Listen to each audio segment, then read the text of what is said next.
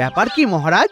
আজ যেন আপনি কেমন খোশ মেজাজে আছেন? খাম্বাজ রাজ্যের রাজা সেরা বুদ্ধিমান পুরস্কারের জন্য গোপালের নাম বিবেচনা করেছেন। তাহলে বুঝতেই পারছো তো ব্যাপারটা কতটা সভা জুড়ে আজ কি আনন্দ! আনন্দ তো হওয়ারই কথা। আমার সভাসদদের মধ্যে গোপালই যে সব থেকে জনপ্রিয় আর বিখ্যাত সেটা আর একবার প্রমাণিত হলো। আমি মানতে পারলাম না মহারাজ। মহারাজের জরুরি তলব পেয়ে এলাম। কি প্রয়োজন মহারাজ? খাম্বাজ রাজের হাত থেকে তুমি সেরা বুদ্ধিমান পুরস্কার পেতে চলেছ, আর তুমি কি না বাড়িতে বসে আছো? শুধু শ্রম করলে হবে মহারাজ, একটু বিশ্রামেরও তো প্রয়োজন, তাই না? গোপালের কেবল দেখনদারি, আওয়াজ বেশি, বুঝলে? তাহলে আমার একটা সহজ প্রশ্নের উত্তর দিক রাজসভায় কেউ। বলুন দেখি, কোন সে জিনিস যেটা যে দেয় সে জানে, কিন্তু যে নেয় সে জানে না, আর যে জানে সে নেয় না? গেল, বলুন বলুন বলুন। ওই তো মানে এই তো মানে কি জানো, মানে পেটে আসছে কিন্তু ইয়েতে মানে মুখে আসছে না। হ্যাঁ, এই তো ওই তো না করে সোজা কথায় বলো না যে জানি না। না না গোপাল, তুমি বলে দাও, কেউই তো দেখছি বলতে পারছে না। এর উত্তর জ্ঞান মহারাজ। এবার তো মন্ত্রী তুমি মানবে যে গোপালের বুদ্ধির সাথে সাথে জ্ঞানও আছে। সত্যি গোপাল, তোমার মাথায় কত কি যে এমন ঘুরপাক খায় কে জানে।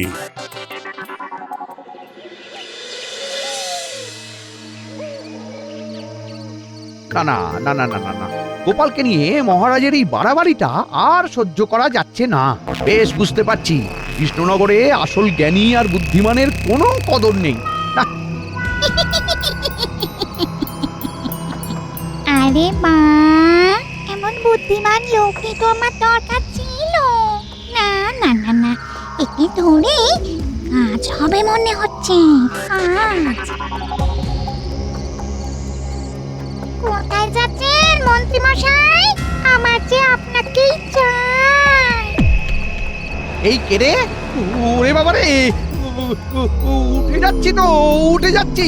নামা নামা নামা নামা, আমাকে নামা রে। ওরে কে, আমাকে নামা। আবার উড়িয়ে নিয়ে যাচ্ছে রে। বাঁচা রে, বাঁচা। কি যে হবে কিছুই বুঝতে পারছি না। এদিকে গিন্নিও তো যখন তখন কোথায় কোথায় ফুরুত হয়ে যাচ্ছে। বাঁচা রে, বাঁচা। তোমার সব সমস্যার সমাধান করে দেওয়ার জন্য একজন বুদ্ধিমান লোককে ধরে এনেছি। এই যে সে লোক নয় গো, একেবারে কৃষ্ণনগরের মন্ত্রী মশাই। নিজে নিজে গলা ফাটাচ্ছিল যে এর বুদ্ধির কদর কেউ দেয় না।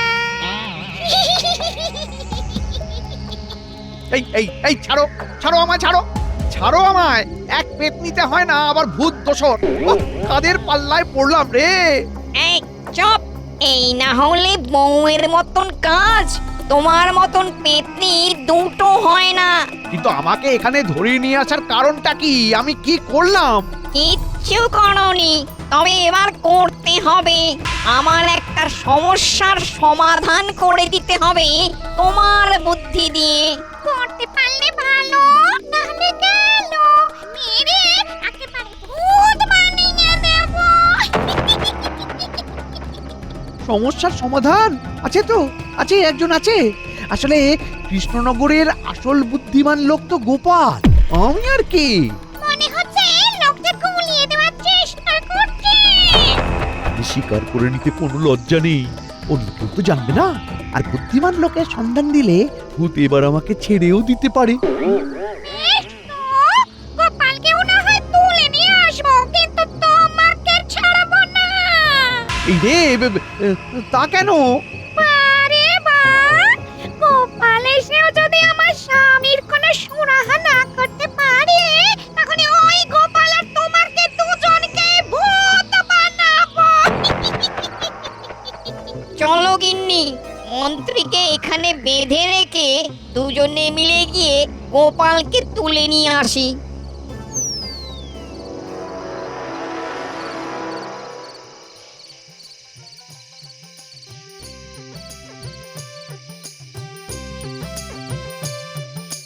হয়েছে গিন্নি, হয়েছে, এইবারে হয়েছে। সে নয় বুঝলাম, কিন্তু হয়েছেটা কি? মন্ত্রী মশাইয়ের থোঁতা মুখ একেবারে ভোঁতা।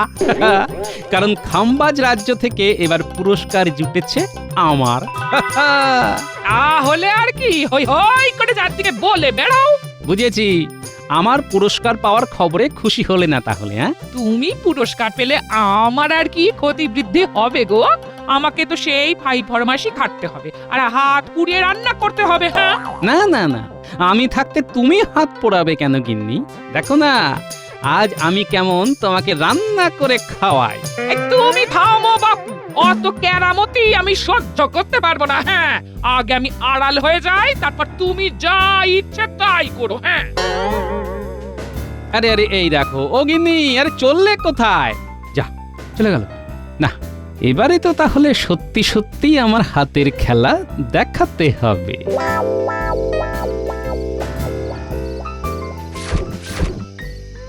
কম সময়ে এসেছে, কিন্তু এবার সুযোগ বুঝে তুলে নিয়ে যাব। আমার কিন্তু মনে হচ্ছে গোপাল তেমন সুবিধের লোক নয়। বউটাকে কেমন ঘর থেকে তাড়িয়ে দিল, বেচারি যেন কেমন মন খারাপ করে চলে গেল। কপালের বউয়ের কষ্ট দেখে তোমার যেন বুক ফেটে যাচ্ছে। এই মরেছে, গিন্নি যে আর চোখে তাকাচ্ছে। হাতের কাছে কি আছে দেখি, কি আছে কি আছে? এই তো, ব্যাস ব্যাস। সবার আগে শুকনো লঙ্কা আর রসুন ফোড়ন দিয়ে লাল শাকটা ভেজে ফেলি। ফোড়নের তো আচ্ছা তেজ দেখছি। ওরে বাবা রে, এমন ধোঁয়া দিয়েছে যে খেয়ে খেয়ে একসা হয়ে যাব। থাকবো না, পালাবো। বলেছিলাম না লোকটা সুবিধার নয়, পালাও এখন। ও বাপরে বাপ, কোন রকমে পালিয়ে বেঁচেছি। কিন্তু গোপাল কোথায়? সেই তো নাটের গুরু। সে তো একেবারে কঠিন জিনিস। প্রথমে নিজের বউকে তাড়ালো, তারপর আমাদেরকেও তাড়ালো। ওকে বাগিয়ে আনা সহজ নয়। সে কি? তাহলে তো আমাকে এখানেই শুকিয়ে মরতে হবে। তোমরা ভূত হয়েও এভাবে হাল ছেড়ে দেবে? হ্যাঁ, কে বললো ছেড়ে দেব? আমি মোটেই ওকে এমনি এমনি ছেড়ে দেব না। ছলে বলে কৌশলে গোপালকে ঠিক কবজা করে আনবো, আর আমার স্বামীর সমস্যার সমাধান করাবো। আহা আহা, এমন প্রতিনিষ্ঠ পেতনির কথা শুনে আমার চোখে জল চলে এলো গো। কিন্তু এদিকে হাতে তো আর বেশি সময়ও নেই। দেখো না, যা করার তাড়াতাড়ি করবো। আর আমিও হাত ছেড়ে বাঁচবো।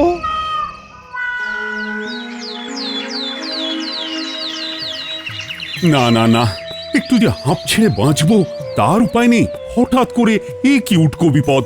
মন্ত্রী কিনা নিরুদ্দেশ। আমার তো মনে হচ্ছে মন্ত্রী মশাইয়ের এই হঠাৎ অন্তর্ধানের জন্য গোপালই দায়ী। কিভাবে কিভাবে? গোপালকে অযথা তোল্লাই দেওয়া হচ্ছে বলেই মন্ত্রী মশাই অভিমান করে কোথাও চলে গেছেন বলে মনে হচ্ছে। তাই যদি হয় তাহলে তাকে ফিরিয়ে আনার দায়িত্ব তো গোপালকেই নিতে হবে। ভালো রে ভালো, এ তো দেখি আবার একটা উটকো ঝামেলা চাপলো। গোপাল, তাহলে আর দেরি করো না। হ্যাঁ, সে তো করবই, তবে তার আগে একটু ভেবে নিই কোন দিক থেকে খোঁজাখুঁজি শুরু করব। এ তো নেহাত ছোটখাটো কাজ নয় মহারাজ। তাই করো তাহলে।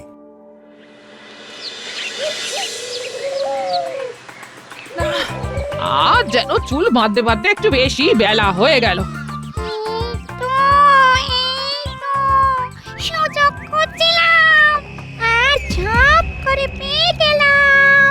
সূর্য অস্ত যাওয়ার পরে খোলা চুলে বসে আছে গোপালের গিন্নি। ওরে তোরে, সে দিয়ে যাওয়ার এটাই সেরা উপায়।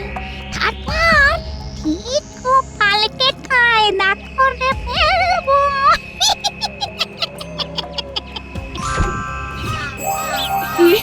শরীরটা যেন কেমন কেঁপে কেঁপে উঠলো।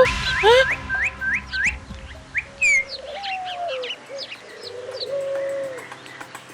এ কি গিন্নি, মনে হচ্ছে যেন ভাত ঘুম দিয়ে উঠতে সামান্য দেরি হয়ে গেছে। তাতে কি হয়েছে?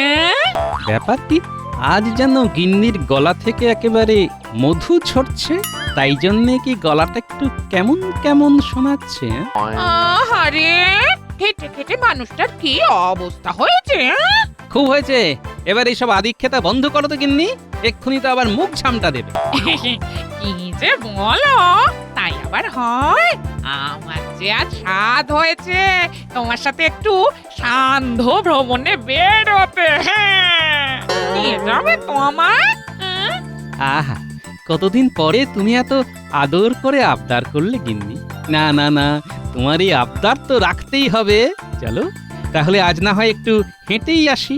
এসো চাঁদ, আমার ফাঁদে পা দেবে না, তাই আবার হয়।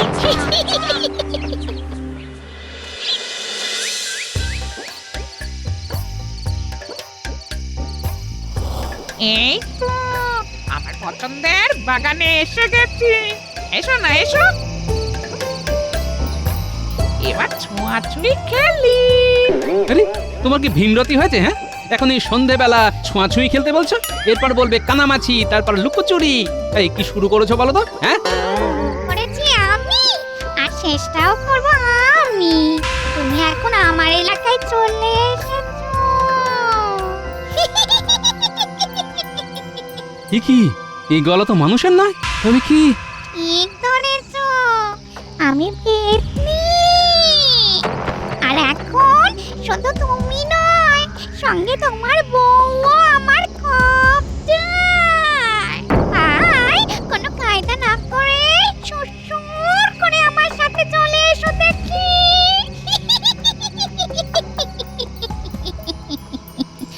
ও বাবা, একবার যখন এর পাল্লায় পড়েই গেছি, তখন মাথাটা ঠান্ডা রেখেই বাকিটা সামলাতে হবে। সে না হয় যাচ্ছি, কিন্তু আমাকে কি করতে হবে সেটাই তো বুঝতে পারছি না। তেমন কিছুই না, তুমি আমার স্বামীর সমস্যার সমাধান করে দেবে। তাহলেই আমার আর আমার গিন্নির মুক্তি। হ্যাঁ, এই তো, বুদ্ধি তো বেশ টনটনে আছে দেখছি। তাহলে এসো, এসো। এই যে, এই নাও, বুদ্ধির দোকান হাজির। আচ্ছা, এটা আবার জানাজানি হয়ে গেল কি করে? এই গুণের খবর কি আর চাপা থাকে? তোমাদের মন্ত্রীর কাছ থেকে জেনেছি যে তোমার নাকি খুব বুদ্ধি। তা এবার যে তার একটা নমুনা দেখাতেই হবে। তার মানে মন্ত্রী তোমাদের হেফাজতেই আছে? এই তো ভাই গোপাল, এই তো আমি এখানে। আর সে না হয় আছেন, তাই বলে যেখানে সেখানে আমার প্রশংসা করবেন এইভাবে? সে কি আর আমি এমনি এমনি করেছি? তবে করে যখন ফেলেছি, তখন এবারের মতো সামলে দাও ভাইটি, তাহলে এরা যে ফট করে কেড়ে নেবে প্রাণটি।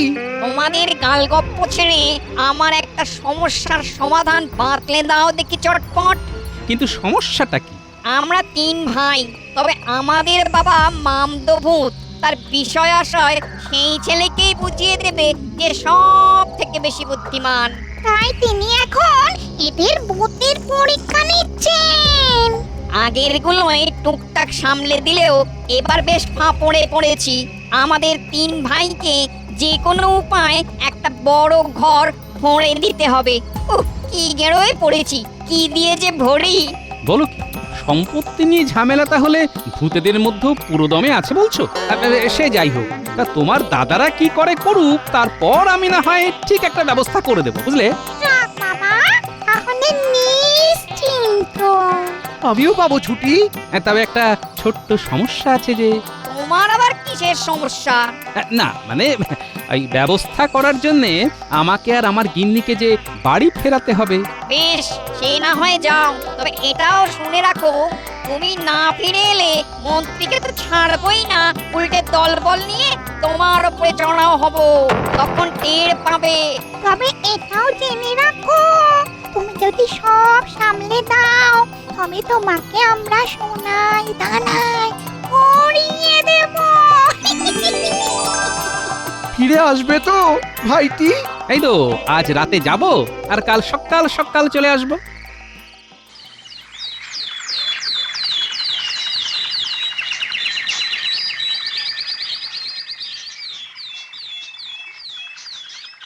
গিন্নি ঘুমাচ্ছে, এই ফাঁকে সিন্দুক থেকে জিনিসটা গ্যাঁটে ভরে গট গট করে হাঁটা দিই। তুমি খুটখাট করবে আর তাতে আমার ঘুম হবে? হ্যাঁ, লুকিয়ে লুকিয়ে কি সরাচ্ছিলে শুনি? আমি তো কাজের মানুষ, তাই কাজ করারই চেষ্টা করছি গিন্নি। সে করো, আপত্তি নেই, কিন্তু তার আগে বলো তো আমার কি হয়েছিল? হ্যাঁ, আমি তো চুল বাঁধছিলাম, তারপর কি হলো? হ্যাঁ, এখনো তেমন কিছু হয়নি, তবে অনেক কিছু হবে, একটু অপেক্ষা করো। আবার আবার তুমি হেয়ালি করছো?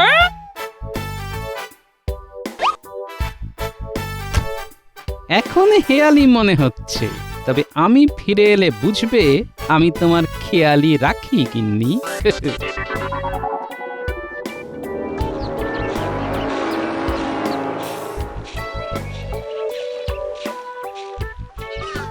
যাক, তুমি ঠিক সময় ফিরে এসেছো।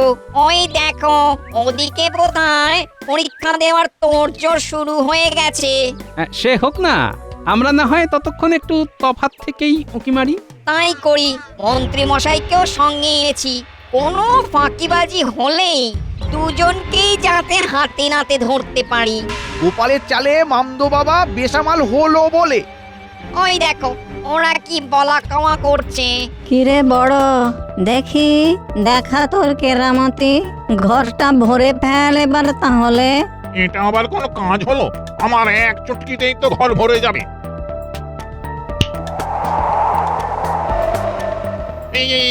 একই হুড় হুড় করে পাতাপুতি ঢুকলো, তবু ঘর তো দেখছে যে কে সেই।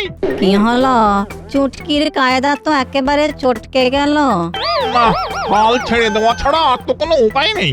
তবে আমি যাও বা পেরেছি, বাকিরা তো তাও পারবে না। এবারে মেজোর পালা, নে তুই এবারে তোর কেরামতি দেখা। দাদার মতো ভুল আমি করব না, আমার কিন্তু চোখের এক ইশারায় কাজ হয়ে যাবে। কি হলো, এত ধুলোবালিতেও ঘরটা খালি থেকে গেল? কিরে, আর একবার চেষ্টা করে দেখবি নাকি? তাতে কি আর কাজের কাজ কিছু হবে? না না না না না না, আমাকেও মনে হচ্ছে বড়র মতো হাল ছেড়ে দিতে হবে। এবার তো আমার পালা, আমি কি করব এবার? দাদারা এত কায়দা করেও তো কিছু করতে পারলো না।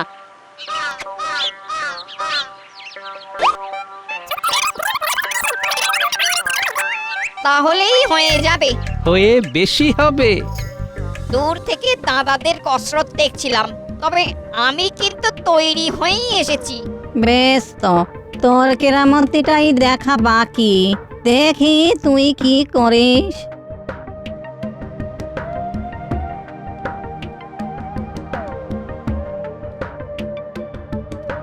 এই যে সারাটা ঘর কেমন ভরে দিলাম। ও, বুদ্ধি করে একটা উপায় তো ঠিক বের করেছিস। না না, যার এত বুদ্ধি, আমার সব সম্পত্তি তো তাকেই দিতে হবে, সব তোকেই দিয়ে দেব আবার। আর আমাদের কি হবে? আমাদের কি তাহলে ওই শাওড়া গাছের ডালে বসেই ঠ্যাং দোলাতে হবে? সেটাই বা মন্দ কি? আমদানি তো নেহাত মন্দ হচ্ছে না মনে হচ্ছে, মাঝে মাঝে এসে সমস্যার সমাধান করে দিলে ঝোলা ভরতে অসুবিধে হবে না। আমি কিন্তু বেশ মহরে মহরে দিয়ে দিলাম। এবার তুমি বাড়ি যাও গোপাল। আর আমার কি হবে? আমার মানে গোপালের সন্ধান যে আমি দিলাম, তারপরেও হাত খালি থাকবে? হ্যাঁ, এ যদি গোপালের মনে হয় তবে কিছু দান ধ্যান করবে। কি হলো মন্ত্রী মশাই, আমার পুঁটলি ভরা দেখে আপনার শরীরটা কি আইঢাই করছে? কি চাই বলুন? কি আর চাইবো গোপাল, তোমার কল্যাণে তো অন্তত এদের খপ্পর থেকে মুক্তি পেয়ে গেলাম। সোনা দানা চাই না, যার নিয়ে যে ফিরতে পারছি সেটাই অনেক। হ্যাঁ, এ আমি কি শুনছি মন্ত্রী মশাই? দাঁড়ান দাঁড়ান দাঁড়ান, কানটা একটু খুঁচিয়ে নিই হালকা করে। হ্যাঁ, এই তো আবার আমার সভা কেমন ভরা ভরা লাগছে। গোপাল আর মন্ত্রী দুজনেই হাজির। গোপাল তাহলে কাজের কাজটা করে দেখালো মহারাজ, মন্ত্রী মশাইকে ঠিক এনে হাজির করেছে।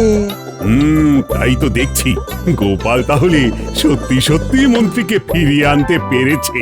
মন্ত্রী, তুমি বলো গোপালের ওপর তোমার অভিমান ভেঙেছে কিনা? অভিমান নয় মহারাজ, অভিমান নয়। আমি তো বরং বলছি গোপালের মতো বুদ্ধিমান আর দুজন নেই মহারাজ, আর দুজন নেই। বলো কি মন্ত্রী, তা তোমার এই উলট পুরাণের কারণটা কি? না মানে মানে ওই তো মানে ওই আর কি। আমি বলি কি, যাহা ভূত তাহাই অদ্ভুত। কি